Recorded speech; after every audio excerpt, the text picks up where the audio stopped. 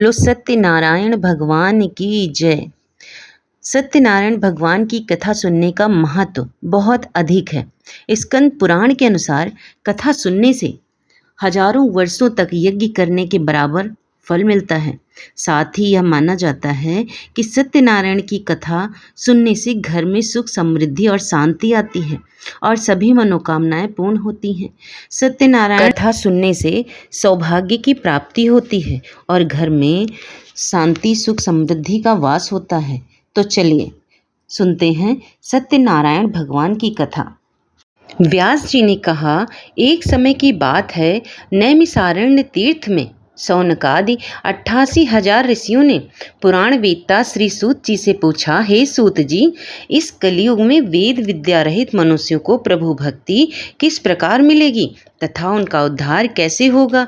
हे मुनि श्रेष्ठ, कोई ऐसा व्रत अथवा तप कहिए जिसके करने से थोड़े ही समय में पुण्य प्राप्त हो तथा मनोवांछित फल भी मिले। हमारी प्रबल इच्छा है कि हम ऐसी कथा सुने। सर्वशास्त्र ज्ञाता श्री सूत जी ने कहा, हे वैष्णव, मैं पूज्य आप सबने प्राणियों के हित की बात पूछी है। अब मैं उस श्रेष्ठ व्रत को आपसे कहूँगा जिसे नारद जी के पूछने पर लक्ष्मी नारायण भगवान ने उन्हें बताया था। कथा इस प्रकार है, आप सब सुने। एक समय देवर्षि नारद दूसरों के हित की इच्छा से सभी लोकों में घूमते हुए मृत्यु लोक में आ पहुँचे। यहाँ अनेक योनियों में जन्मे प्रायः सभी प्राणियों को अपने कर्मों के अनुसार कई दुखों से पीड़ित देखकर उन्होंने विचार किया कि किस यज्ञ के करने से प्राणियों के दुखों का नाश होगा। ऐसा मन में विचार कर श्री नारद विष्णु लोक गए। वहाँ श्वेत वर्ण और 4 भुजाओं वाले देवों के ईश नारायण को, जिनके हाथों में शंख चक्र गदा और पद्म थे तथा वरमाला पहने हुए थे, देख कर स्तुति करने लगे। नारद जी ने कहा, हे भगवान, आप अत्यंत शक्ति से संपन्न हैं। मन तथा वाणी भी आपको नहीं पा सकती। आपका आदि मध्य अंत भी नहीं है। आप निर्गुण स्वरूप सृष्टि के कारण भक्तों के दुखों को नष्ट करने वाले हो। आपको मेरा नमस्कार है। नारद जी से इस प्रकार की स्तुति सुनकर विष्णु बोले, हे मुनि श्रेष्ठ, आपके मन में क्या है? आप किस काम के लिए यहाँ आगमन हुआ है? निसंकोच कहें। तब नारद मुनि ने कहा, मृत्यु लोक में सब मनुष्य जो अनेक योनियों में पैदा हुए हैं, अपने अपने कर्मों द्वारा अनेक प्रकार के दुखों से पीड़ित हैं। हे नाथ, यदि आप मुझ पर दया रखते हैं तो बताइए, उन मनुष्यों के सब दुख थोड़े ही प्रयत्न से कैसे दूर हो सकते हैं? विष्णु भगवान ने कहा, हे नारद, मनुष्यों की भलाई के लिए तुमने बहुत अच्छा प्रश्न किया है। जिस व्रत के करने से मनुष्य मोह से छूट जाता है, वह व्रत मैं तुमसे कहना चाहता हूँ। बहुत पुण्य देने वाला, स्वर्ग तथा मृत्यु दोनों में दुर्लभ एवं उत्तम व्रत है, जो आज मैं प्रेमवश होकर तुमसे कहता हूँ। श्री सत्यनारायण भगवान का यह व्रत विधि विधान पूर्वक संपन्न करके मनुष्य इस धरती पर सुख भोग कर मरने पर मोक्ष को प्राप्त होता है। श्री विष्णु भगवान के यह वचन सुनकर नारद मुनि बोले, हे भगवान, उस व्रत का फल क्या है और इससे पूर्ण यह व्रत किसने किया है और किस दिन यह व्रत करना चाहिए? कृपया मुझे विस्तार से बताएं। श्री विष्णु ने कहा, हे नारद, दुख शोक आदि दूर करने वाला यह व्रत सब स्थानों पर विजयी करने वाला है। भक्ति और श्रद्धा के साथ किसी भी दिन मनुष्य श्री सत्यनारायण भगवान की संध्या के समय ब्राह्मणों और बंधुओं के साथ धर्मपरायण होकर पूजा करें। भक्ति भाव से नैवेद्य केले का फल, शहद, घी, शक्कर अथवा गुड़, दूध और गेहूं का आटा सवाया लें। गेहूं के अभाव में साठी का चूर्ण भी ले सकते हैं। इन सबको भक्ति भाव से भगवान को अर्पण करें। बंधु बांधवों सहित ब्राह्मणों को भोजन कराएं। इसके पश्चात स्वयं भोजन करें। रात्रि में नृत्य गीत आदि का आयोजन कर श्री सत्यनारायण भगवान का स्मरण करते हुए समय व्यतीत करें। कली काल में मृत्यु लोक में यही एक लघु उपाय है जिससे अल्प समय और अल्प धन में महान पुण्य प्राप्त हो सकता है। सूत जी ने कहा, हे ऋषियों, जिन्होंने पहले समय इस व्रत को किया है उनका इतिहास कहता हूँ, आप सब ध्यान से सुने। सुंदर काशीपुरी नगरी में एक अत्यंत निर्धन ब्राह्मण रहता था। वह ब्राह्मण भूख और प्यास से बेचैन होकर पृथ्वी पर घूमता रहता था। ब्राह्मणों से प्रेम करने वाले श्री विष्णु भगवान ने ब्राह्मण को देखकर एक दिन बूढ़े ब्राह्मण का रूप धारण कर निर्धन ब्राह्मण के पास जाकर आदर के साथ पूछा, हे विप्र, तुम नित्य ही दुखी होकर पृथ्वी पर क्यों घूमते हो? हे श्रेष्ठ ब्राह्मण, यह सब मुझसे कहो, मैं सुनना चाहता हूँ। दारिद्र ब्राह्मण ने कहा, मैं निर्धन ब्राह्मण हूँ, भिक्षा के लिए पृथ्वी पर फिरता हूँ। हे भगवान, यदि इससे छुटकारा पाने का कोई उपाय जानते हो तो कृपा करके मुझे बताएं। वृद्ध ब्राह्मण का रूप धारण किए श्री विष्णु भगवान ने कहा, हे ब्राह्मण, श्री सत्यनारायण भगवान मनोवांछित फल देने वाले हैं, इसलिए तुम उनका पूजन करो। इससे मनुष्य सब दुखों से मुक्त हो जाता है। दारिद्र ब्राह्मण को व्रत का सारा विधान बताकर बूढ़े ब्राह्मण का रूप धारण करने वाले श्री सत्यनारायण भगवान अंतर्ध्यान हो गए। जिस व्रत को वृद्ध ब्राह्मण ने बताया, मैं उसको अवश्य करूँगा, यह निश्चय कर वह दारिद्र ब्राह्मण घर चला गया। परंतु उस रात्रि उस दारिद्र ब्राह्मण को नींद नहीं आई। अगले दिन वह जल्दी उठा और श्री सत्यनारायण भगवान का व्रत करने का निश्चय किया।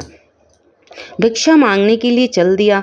उस दिन उसको भिक्षा में बहुत धन मिला, जिससे उसने पूजा का सामान खरीदा और घर आकर अपने बंधु बांधवों के साथ भगवान श्री सत्यनारायण का व्रत किया। इसके करने से सब वह दारिद्र ब्राह्मण सब दुखों से छूटकर अनेक प्रकार की संपत्तियों से युक्त हो गया।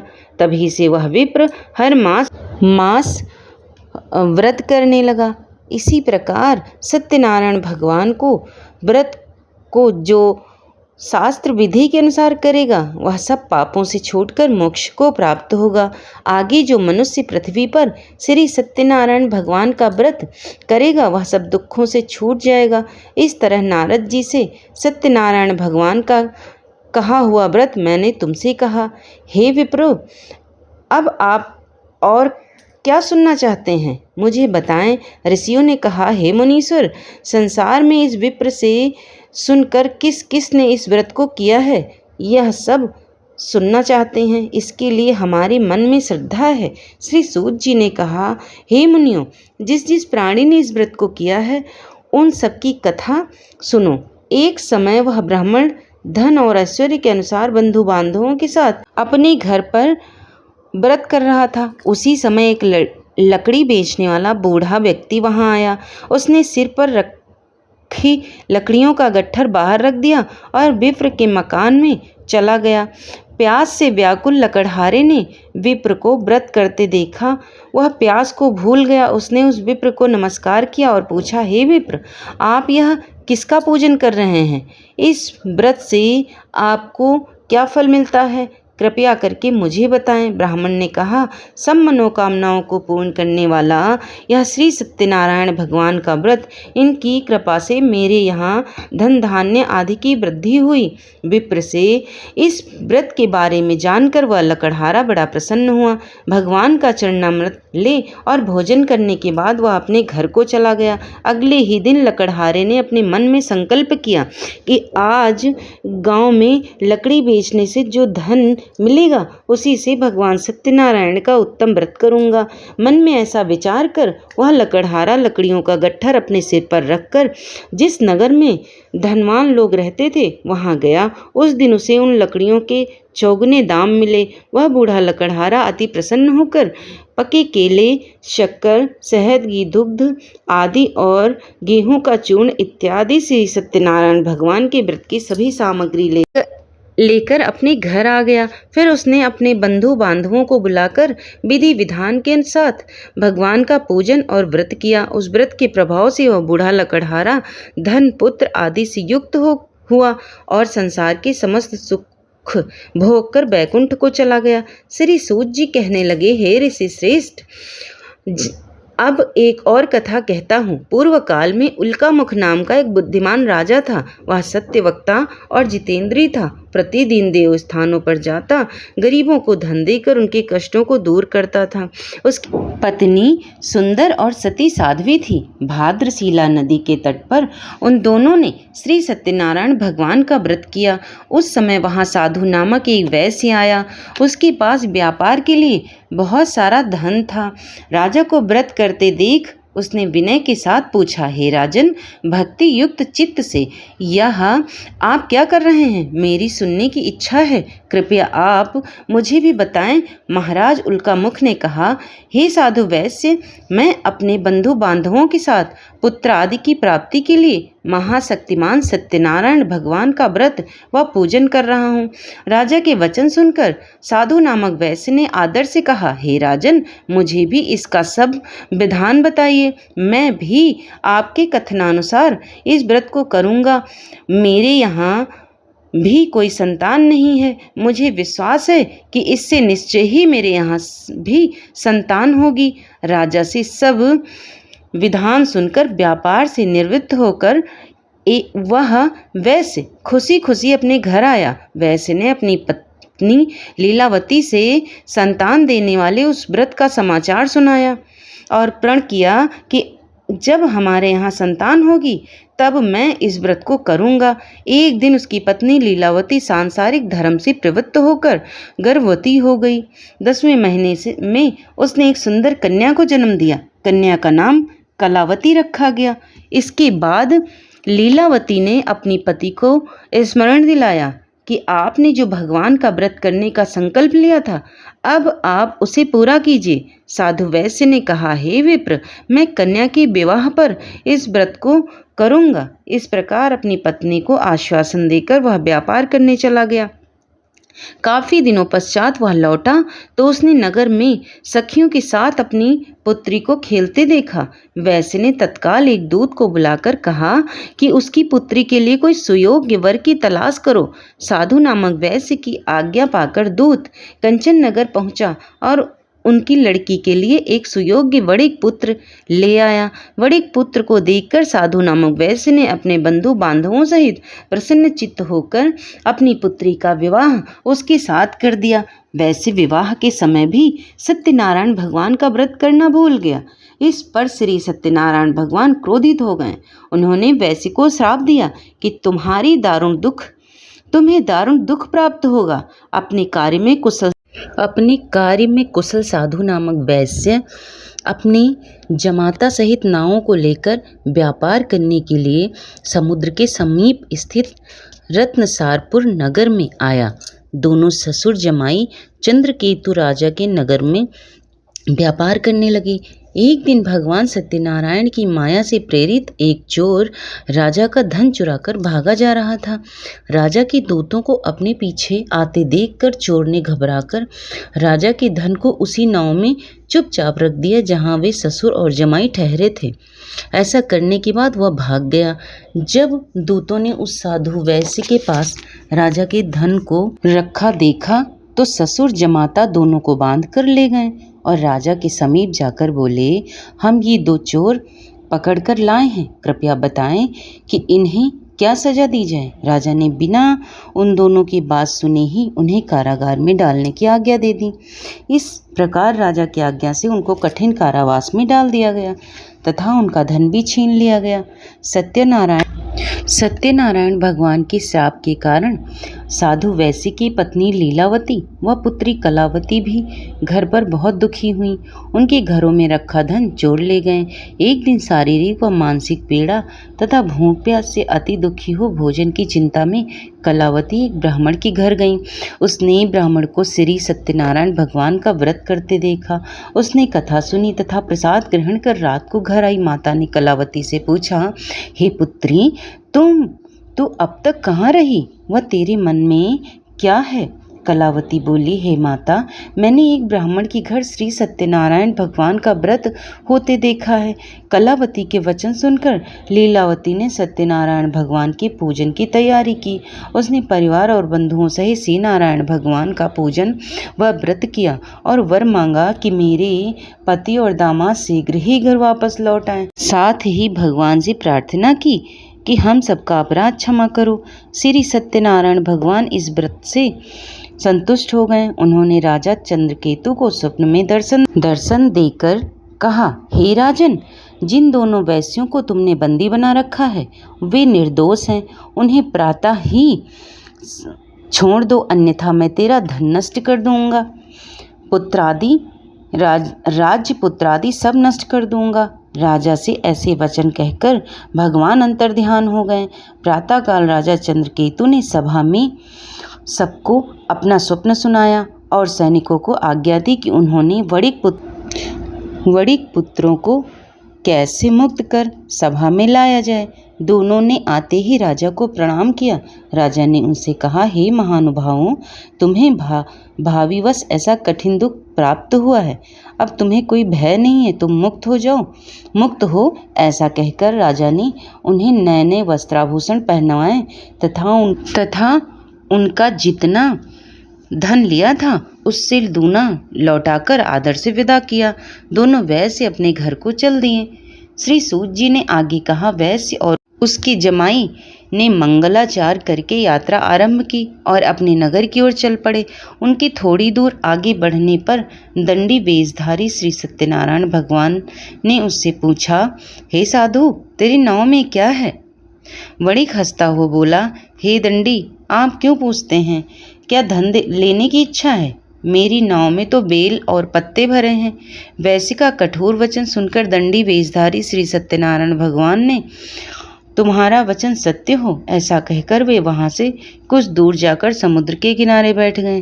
दंडी महाराज के जाने के पश्चात वैश्य ने नित्य क्रिया से निवृत्त होने के बाद नाव को ऊंची उठा देखकर अचंभा किया तथा नाव में बेलपत्रे आदि देखकर मूर्छित हो जाने पर गिर पड़ा।